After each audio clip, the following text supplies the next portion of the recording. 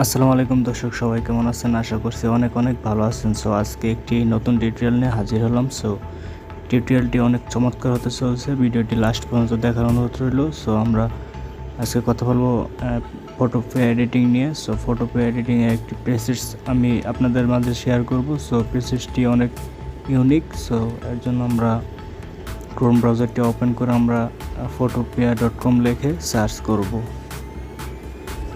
So photopea.com লিখে আমি search করতেছি। সো সাইটটি ওপেন হয়ে যাওয়ার পর আমরা কোনায় দেখতে পাবো ফাইল অপশন। সো আমরা ফাইল অপশনে টাচ করে দেব। সো ফাইল অপশনে টাচ করে দেওয়ার পর ওপেনে টাচ করব। এরপর আমরা আবারও আমাদের গ্যালারিতে চলে যাব ফাইল টাচ করে।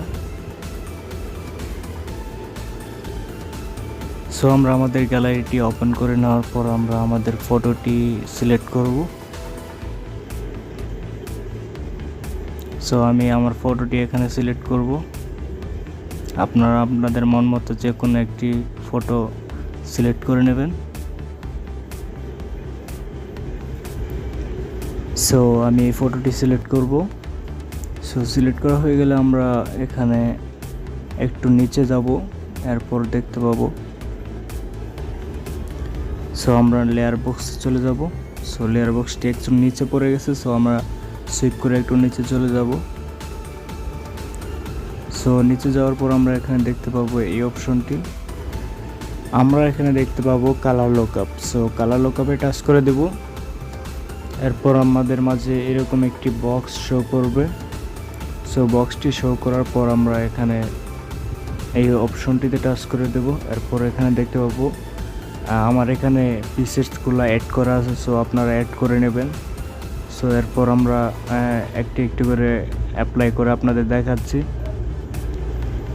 সো আপনারা দেখতে পাচ্ছেন কালারগুলো কিন্তু চমৎকার কালার দিচ্ছে। সো দেখতে পাচ্ছেন অনেক সুন্দর কিন্তু একটি কালার দিয়েছে। সো আপনারা চাইলে এখান থেকে ডাউনলোড করে আপনারা আপনাদের ফটোগুলো প্রফেশনালভাবে এডিট করে নিতে পারেন। লিঙ্ক ডিসক্রিপশনে দেওয়া আছে।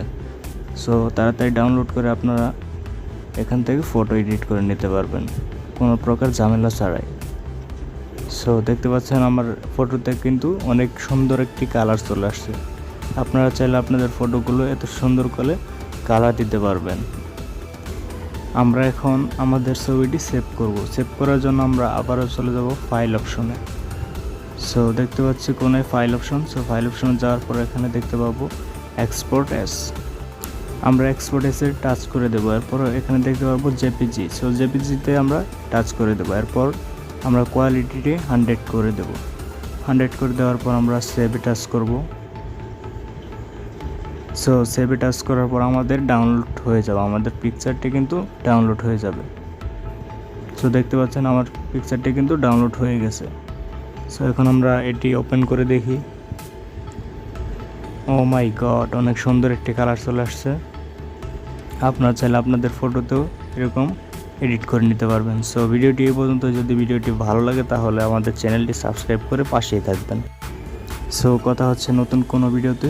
ততক্ষণ পর্যন্ত ভালোই থাকবেন। ধন্যবাদ।